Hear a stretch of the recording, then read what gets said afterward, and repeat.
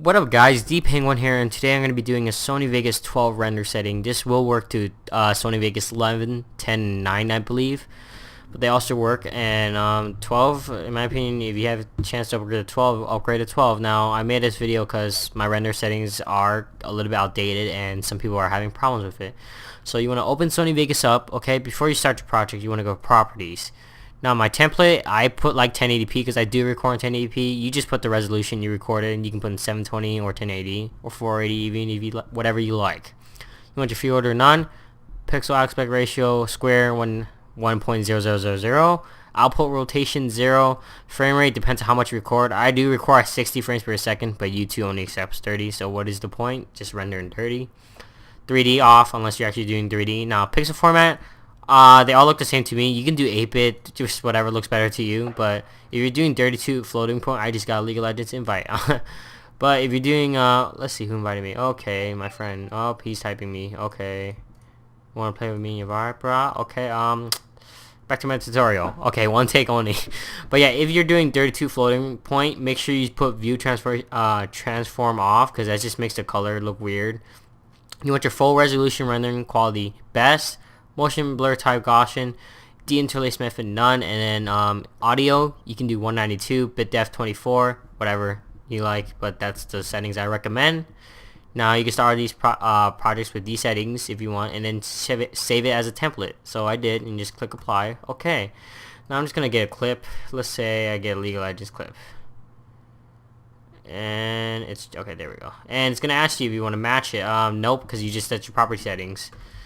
If it just matches it just matches what you recorded in. Now, before you ever start recording, I sometimes do forget to do this, but if you do remember, go to right click on it, go to switches, and disable resampling. It will make the video much more better. No ghosting. Ghosting is like just pretty much, I don't know how to explain it. It just makes your video better. Just listen to my steps, whatever.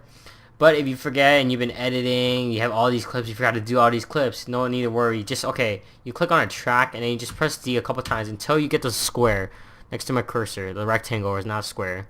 And you just select all your clips, and then you right click, go to switches, disable resampling. That's how you disable it all. If you want to get back to the regular cursor, keep pressing D, and then, yeah, so if you want to get to it, just keep pressing D and then get rid of it right there. And then after you're done all the rendering, there's another tip you can do. If you go to option preferences and then you go to video, you can set your GPU acceleration. So do this only if you have a good video card, because when you're rendering you want to preview it in a nice, like maybe the best full. I would use your video card. You have a good video card, so just select it and then press apply. If not, just continue using your CPU. Now after you're done all editing, you can go render as. Now you want to look for main concept AVC/AAC. Now you want to go to it and then just select Internet HD 1080p or 720 on your whatever you prefer. Now I do 1080, so this is the 1080 settings that I usually do. And make sure you put the profile high in right here. And then, because you know there's not much difference, that just high looks better. Okay. Have all these settings, your frames or whatever. And in code mode, if you have a good video card, or actually it doesn't really matter, it just helps you render much faster. So if you have an ATI or AMD card, use this, render using OpenCL, and you have a NVIDIA card, use CUDA. So it pretty much helps you render much more faster, and it renders like 100 frames per second. I'll show you guys. I'll use mine because I have AMD.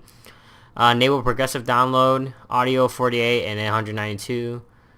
And then just use project settings. Now for, let's see, 720p settings, I would recommend the maximum 16 million and average 8 million. As again, if you just like using your CPU only, you can use it, but using your video card will help you render much more faster.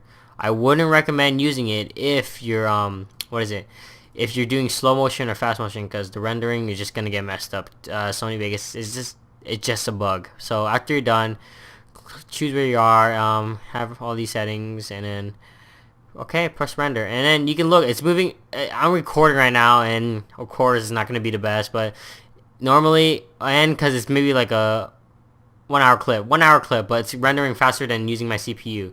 So yeah, that's how you pretty much, that's my render settings, guys. If you have any questions, I answer every question you guys ask me, and if I don't respond to you, just send me a message, because the new YouTube, like, I don't get to see my comments, I sometimes forget to check.